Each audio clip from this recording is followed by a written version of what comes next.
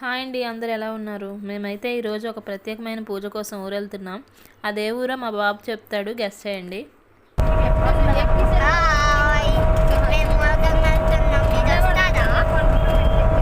మీకు అర్థమైందో లేదో తెలియదు కానీ మేమైతే మా మావయ్య వాళ్ళ ఊరు వెళ్తున్నామండి. ఆకులమూలగం రణస్థలం దగ్గరలో ఉంటుంది.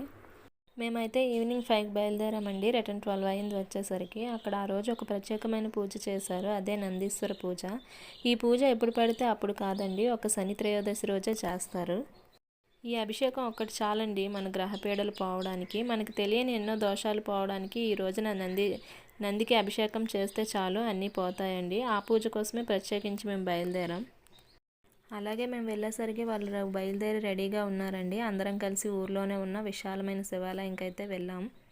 మార్నింగే మహాశివరాత్రి అనమాట. మాకు 2 దర్శనాలు ఒకేసారి అయిపోయాయి. ఫస్ట్ అయితే గణేష్ పూజతో స్టార్ట్ చేసి సూర్య నమస్కారాలు చేశారు. అలాగే ఈ పూజ కోసం పంతులు గారు ఒక చిన్న స్టోరీ చెప్పారు, మీరే వినండి.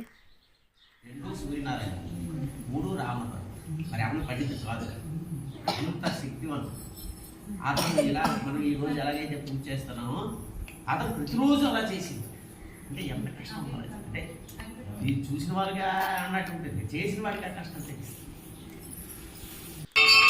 వినాయకుడికి అభిషేకం చేసి అలంకరణ అయితే చేశారు.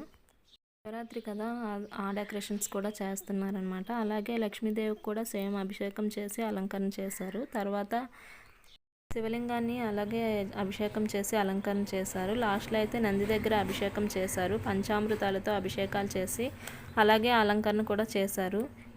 ఈ మహాశివరాత్రికి ముందు శని త్రయోదశికి మాత్రమే చేస్తారంటండి ఈ పూజ, అందుకే అందరికీ తెలియకపోవచ్చు. ఇలాంటి రోజున నందీశ్వరుడికి ఈ అభిషేకం ఒక్కటి చేస్తే చాలంటండి, మనకి తెలియని ఎన్నో దోషాలు పోతాయంట. అందుకే ప్రత్యేకించి ఇక్కడికి వచ్చామన్నమాట. ఈ వీడియో నచ్చితే ప్లీజ్ సబ్స్క్రైబ్ చేయండి.